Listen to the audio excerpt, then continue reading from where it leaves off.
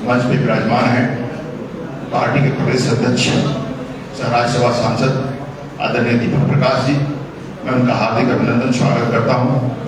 साथ ही उनकी बाईं तरफ पार्टी के प्रदेश मीडिया सेवा प्रभारी भाई तारिक इमरान जी का भी मैं स्वागत करता हूं और आज की इस प्रेस वार्ता को संबोधित करने के लिए माननीय प्रदेश अध्यक्ष जी से आग्रह करता हूं कि आज की इस प्रेस वार्ता को संबोधित करें।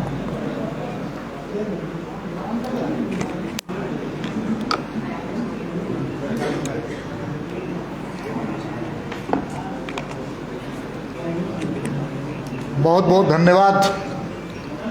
आज के इस प्रेस कॉन्फ्रेंस में आए हुए तमाम print media, visual media, cameraman जितने भी यहाँ पर उपस्थित हैं, उनको अग्रिम दीपावली, छठ एवं सोहराई की शुभकामना और आपका अभिनंदन भी। हम सब कोई जानते हैं कि कल के कार्यक्रम एक ऐतिहासिक और गांव की सरकार भाजपा की, अब गांव में भारतीय जनता पार्टी एक नए कलेवर, एक नई ऊर्जा लेकर के काम करेगा, ऐसा भी हम सब लोगों ने कल संकल्प लिया है। लेकिन आज के प्रेस कॉन्फ्रेंस में हम कुछ चीज़ों को इंगित करने के लिए भी आपके पास आए हैं, फिर आगे कार्यक्रमों की हम रचना की है उसके बारे में भी हम सब उल्लेख करेंगे। पूरे राज्य में आज भ्रष्टाचार का पराकाष्ठा है पूरी तरह, चाहे गांव से लेकर के राज्य की सरकार में बैठे हुए नौकरशाह हो और साथ ही साथ इन भ्रष्ट नौकरशाहों को संरक्षण और समर्थन देने वाली राज्य सरकार की हेमंत और कांग्रेस और आरजेडी की सरकार, पूरी तरह से भ्रष्टाचार की पराकाष्ठा इस प्रदेश के अंदर दिख रही है। भ्रष्टाचार भी कैसा? स्टेट स्पॉन्सर्ड करप्शंस, पूरी तरह से भ्रष्टाचार और भ्रष्टाचारियों के संरक्षण में सरकार कैसे है, ये झारखंड की जनता के मन में प्रश्न है। हम सब कोई जानते हैं कि साहेबगंज में इलीगल माइनिंग हुआ है। हम सब कोई झारखंड की जनता जानते वहां इलीगल माइनिंग में पूरी तरह से एक इतिहास रचने का काम किया है। प्रकृति के द्वारा जो प्रदत्त हमारी जो संपदा है, उन खनिज संपदा और पहाड़ पर्वत हमारे संस्कार और संस्कृति का अंग है, उसको एक तरह से सफाचट करने का काम राज्य की सरकार ने किया और ईडी ने इस चीजों को पर्दाफाश भी करने का काम किया। मैं केवल उदाहरण के लिए 2-3 चीजों को मैं आपके सामने रखना चाहता हूं। हम सब कोई जानते हैं कि वहां पर लगातार साहेबगंज में वहां की जनता, भारतीय जनता पार्टी लगातार उस इलीगल माइनिंग और उसके इलीगल ट्रांसपोर्टिंग के सवाल पर हमेशा आंदोलन करते रहा आया है और जिसके परिणाम अब दिखने भी लगा है। और वो कौन कर रहे थे, कौन से चेहरे थे, कौन लोग थे, अब अखबार की सुर्खियों में भी आ रहा है। इसलिए साहेबगंज के सवाल पर मैंने राज्यसभा में जो फेरी वाली घटना घटी थी, जिसको साहेबगंज से मनिहारी जो फेरी इलीगल ढंग से ले जाया गया था, ये झारखंड की जनता के मन में प्रश्न है कि इलीगल माइनिंग के ट्रांसपोर्टिंग के दौरान रात में, जबकि रात में किसी प्रकार के ट्रांसपोर्टिंग करने के लिए इजाजत या कानून उसका प्रावधान नहीं करता है, लेकिन उसके बावजूद ट्रांसपोर्टिंग हो रही थी और आज भी हो रही है। और जब इसकी जांच के सवाल आए, जब घटना घटी, जब मैंने राज्यसभा में प्रश्न पूछा, भारतीय जनता पार्टी के कार्यकर्ताओं ने आंदोलन करने का काम किया, तो इसकी लीपापोती करने का काम राज्य की सरकार ने किया। आइए, मन में सवाल है कि उस फेरी के दौरान उस पानी जहाज में जो लोग, जो ट्रक 8 ट्रक उसमें सवार थे, उसके ड्राइवर, खलासी और वो पोत जिसको कहते फेरी, उसके स्टाफ लोगों के साथ घटना घटी और उनकी मौत हुई। लेकिन राज्य की सरकार जानने के बावजूद, ईडी के कई चीजों के पर्दाफाश करने के बाद, आज भी राज्य की सरकार वहां के जिला प्रशासन और पुलिस प्रशासन पर एक भी एफआईआर नहीं करने का काम किया। राज्य की संपदा को लूटने वाले लोग। आज क्यों नहीं उपायुक्त महोदय पर और पुलिस कप्तान पर एक भी प्रश्न नहीं पूछा गया राज्य की सरकार के द्वारा? और तो और इसको लिपापोती करने के आरोप में तो 120 का भी मुकदमा होना चाहिए। कमिश्नर ने इस पूरे रिपोर्ट को प्रश्नवाचक चिन्ह लगाने का काम किया था, इस पूरे घटना का। और लेकिन आज भी वही उपायुक्त वहां पर बैठ करके, वहीं का जिला प्रशासन बैठ करके आज वही काम कर रहा है जो पहले करते आया। किसके संरक्षण में हो रहा है, किसके समर्थन में हो रहा है, आज झारखंड की जनता पूछना चाहती है। हम सब कोई जानते हैं कि ये अखबारों के सुर्खियों में भी छपा था, मालवाहक जहाज के ऊपर जो सवार लोग थे उनकी मौत हुई है। और जब मौत हुई तो उन पर 302 के भी मुकदमे उसमें डाला जाना चाहिए। देखिए, ये सरकार बचना चाहती है, और सरकार बचना चाहती है, कहती है घटना बिहार में हुआ था, इसलिए प्लेस ऑफ ऑकरेंस बिहार है, इसलिए बिहार इस पर कार्रवाई की। वाह रे सरकार, वाह रे इनके कानूनी सलाहकार, वाह रे इस प्रशासन इनकी।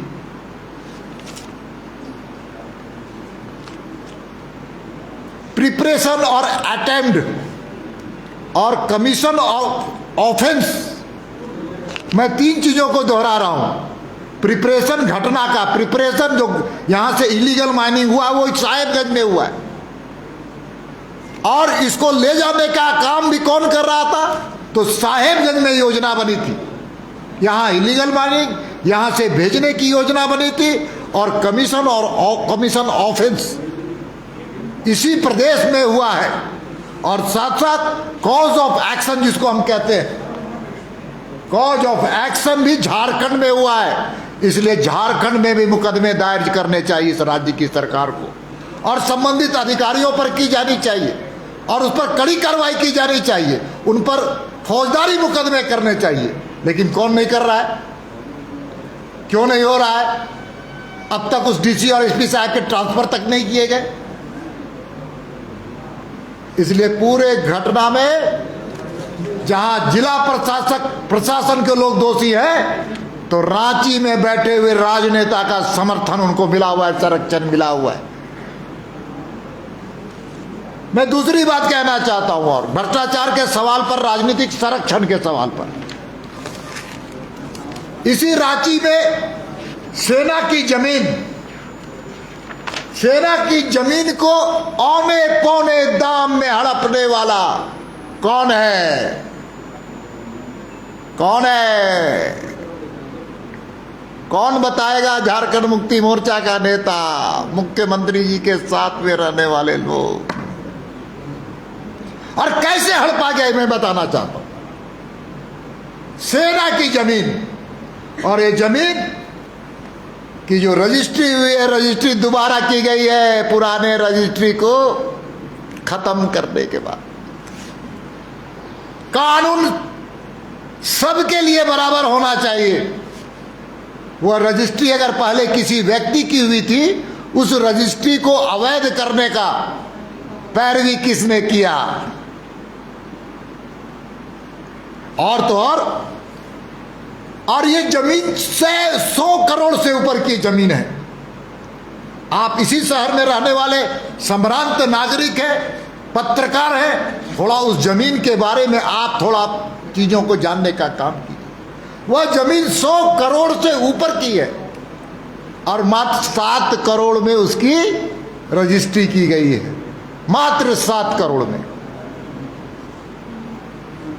7 करोड़ में 100 करोड़ का माल 7 करोड़ में। अब सरकारी रेट भी तय हुआ है पूरे राज्य में, पूरे देश में सरकारी रेट भी तय होता है। सरकारी रेट भी 20 करोड़ रुपए का है, रेट तय किया है 20 करोड़। सरकार का दर 20 करोड़, खरीदे हैं 7 करोड़ और 20 करोड़ रुपए के स्टाम्प ड्यूटी उन्होंने दिया। ये पूरे तरह से, ये पूरे चीजों को और नजदीक से बारीकी से देखने का काम कीजिए। खरीदने वाला का नाम तो सामने आ गया, लेकिन इस खरीद में किसके पैसे लगे हैं, इसकी जांच भी ईडी के द्वारा की जा रही है। और मैं तो इस विषय पर इतना ही कहना चाहता हूं कि खरीदना जिसकी पैसे लगे हैं, जो अप्रत्यक्ष रूप से इसमें शामिल है, उसके संदर्भ में भी ईडी जांच करे। इसलिए हम सबको जानते हैं कि पूरी तरह से करप्शन, स्टेट स्पॉन्सर्ड करप्शन इस राज्य के अंदर है। अब जिन अपराधियों को पकड़ा गया जेल में कैद है, कोई रिम्स में है, उनको वीआईपी ट्रीटमेंट देने का, दिलाने का काम कौन कर रहा है? जेलर साहब को डेट मालूम नहीं रहता। जिस दिन वो ईडी के कस्टडी में रहते हैं अमित भैया, मान्यवर अमित अग्रवाल जी, और वकालतनामा में एफिडेविट करने के सवाल पर ये चिट्ठी देखिए,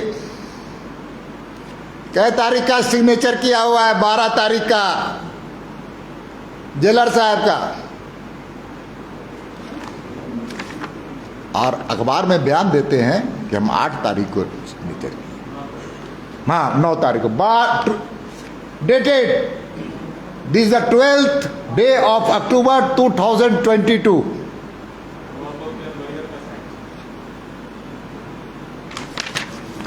इसलिए पूरी तरह से जो करप्शन हुआ है, करप्ट प्रैक्टिस हुई है, उसका कोई संरक्षक नहीं तो राजनीति जो आज सत्ताधारी दल के नेता हो कर रहे हैं। करप्शन, इसलिए मैं कह रहा हूं, क्राइम के बारे में भी मैं इतना ही कहना चाहता हूं। देखिए, इस राज्य ने अपने काले कारनामों को छुपाने के लिए, अपराध और अपराधियों को संरक्षण देने के लिए, जो एक क्राइम स्टेट झारखंड के जिसके नाम से एक साइट है, उस साइट में मई के बाद लोड करना बंद कर दिया है। आपके पास भी, सबके पास आजकल तो मोबाइल है, आप खोज के देखिए, मई के बाद डाउनलोड करना बंद कर दिया। और क्यों किया? क्योंकि अपराध और अपराधियों पर लगाम न करने वाली सरकार है, अपराधियों को संरक्षण देने वाली सरकार है, अपराधियों को सजा न दिलाने वाली सरकार है, हमारी बहनों के साथ अनाचार करने वाले अपराधियों को संरक्षण देने वाली सरकार है, आदिवासी समाज के साथ जो घटना घट रही है उसको संरक्षण देने वाली सरकार है, जो हमारे एससी समाज के लोग हैं उनके साथ भी लगातार जमीन कब्जा किया जा रहा है, अपराध किया जा रहा है, उनको सताने का काम किया जा रहा है। हमारे पिछड़े वर्गों को उन जो अधिकार है उससे अलग, उनके अधिकारों से वंचित करने का काम यह राज्य की सरकार कर रही है। इसीलिए अगर इनके डाटा में भी हम अगर जाते हैं मई तक, तो इनके सरकार से लेकर बनने से लेकर मई तक 1,50,334 घटनाएं घटी है मई तक। और मई तक इनके पास 4,077 जो अनाचार की घटनाएं घटी हैं बहनों के साथ है। लेकिन जो हमारे पास ऑन एवरेज जोड़ते हैं तो 5200 महिलाओं के साथ, मेरी बहनों के साथ, आपकी बहनों के साथ, झारखंड की बेटियों के साथ अनाचार की घटना घटी। सबसे ज्यादा हत्या इस देश के अंदर, देश में सबसे ज्यादा ये राज्य में होता। इसलिए भ्रष्टाचार का सवाल हो, लॉ एंड ऑर्डर का सवाल हो, और साथ ही साथ विकास के नाम पर तो ठगने की काम इन्होंने किया लगातार। उन्होंने कहा था कि हम बनेंगे तो 5 लाख लोगों को रोजगार प्रत्येक वर्ष देंगे। 5 लाख बोला, अब रोजगार नहीं दे पा रहे तो आप सरकार आपके द्वार में जाकर कह रहे मुर्गी पालिए, अंडा फोड़िए, ठेला लगाइए। आप झारखंड के जो नौजवान पढ़े लिखे हैं उसको क्या देना चाहते हैं? अंडा फोड़ने का, मुर्गी पालने का, सुअर पालने का? आपने कहा था कि हम रोजगार देंगे, नौकरी देंगे, सरकारी नौकरी देने का आपने कहा था। ये वीडियो क्लिप में आज भी चल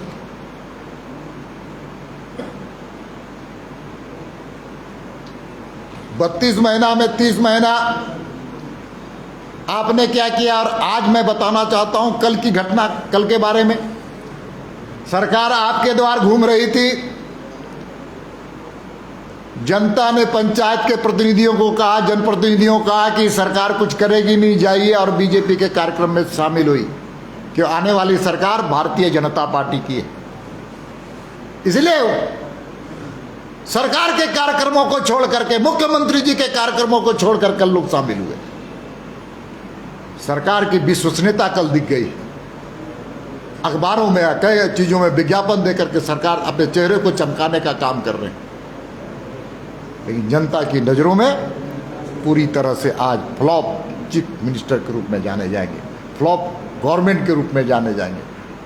चाहे वो भ्रष्टाचार का मामला हो, कानून व्यवस्था का मामला हो, और विकास का मामला हो, रोजगार का सवाल हो, पलायन का सवाल हो, विस्थापन का सवाल हो, और तुष्टीकरण की राजनीति की परिकाष्ठा करने वाली सरकार।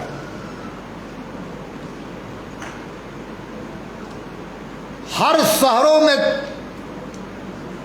तुष्टीकरण की राजनीति योजनाबद्ध ढंग से की जा रही है सरकार के द्वारा, झारखंड मुक्ति मोर्चा और कांग्रेस के द्वारा।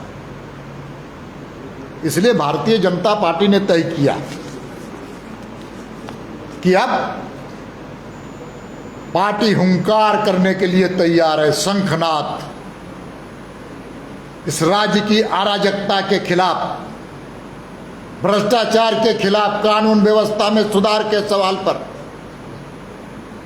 पार्टी ने तय किया कि पूरे प्रखंडों में, जो इनकी संख्या 260 है, सभी सरकारी प्रखंडों में हम 19 नवंबर से 23 नवंबर तक प्रदर्शन करेंगे। और प्रदर्शन, ऐसा प्रदर्शन, उस दिन प्रखंड के कार्यालयों में काम को ठप करने का काम करेंगे। बड़ी संख्या, बड़ी जमात, समाज के सभी वर्गों को लेकर के हम प्रखंडों में जोरदार आंदोलन करने का भी संकल्प लिए। और सभी प्रखंडों में हम कह सकते हैं कि पूरी तरह से पार्टी के नेता, सांसद, विधायक, पार्टी के प्रदेश के पदाधिकारी, प्रदेश के कार्य समिति के सदस्य, कोर कमेटी के सभी सम्मानित सदस्य, हर प्रखंडों में कोई न कोई एक नेता जाकर के नेतृत्वकर्ता के रूप में वहां पर रहेगा, ऐसा भी पार्टी ने तय किया है। उसी प्रकार से हम जानते हैं कि 19 नवंबर से 23 नवंबर तक राज्य के सभी 24 सरकारी जिला में एक ऐसा आंदोलन, ऐसा प्रदर्शन जिससे एहसास हो जाए ये सरकार को कि ये सरकार जन विरोधी नीतियों के आधार पर खड़ी हुई सरकार है और हम सरकार को असली चेहरा आईने में दिखाने का काम करेंगे कार्यक्रमों के माध्यम से। और दोनों कार्यक्रमों में हमने तय किया है कि राज्य में 32,620 गांव है, राज्य के 32,620 गांवों के लोग उसमें शामिल हो, चाहे प्रखंड में हो चाहे जिले के कार्यक्रम में हो। 4,423 पंचायतें हैं इस राज्य के अंदर, उसके भी सारे लोग वहां पर प्रतिनिधित्व करें। समाज के सभी वर्ग पहुंचे, सभी पंचायतों से पहुंचे, सभी गांवों से पहुंचे। इस राज्य के अंदर 29,413 बूथें हैं। पार्टी ने तय किया है कि हम 25-26 हजार बूथों पर, 25,772 बूथों पर भारतीय जनता पार्टी का काम है। सभी बूथों से कार्यकर्ता वहां पर पहुंचे और इस आंदोलन को एक ऐतिहासिक आंदोलन बनाने का काम करो। शंखनाद हमने कल के कार्यक्रमों के माध्यम से किया कि गांव अब भाजपा की, गांव को दिग्भ्रमित करने वाले सावधान। इसलिए पूरे कार्यक्रमों की हम लोगों ने रचना की है। प्रत्येक कार्यक्रम में हर समाज का सहभागिता हो, इसका भी हम सब लोगों ने प्रयास किया है और आने वाले दिनों में कार्यक्रमों की और सफलता के लिए, बेहतरीन के लिए और कई योजनाओं को हम लोग बनाने का काम करेंगे। बहुत बहुत धन्यवाद।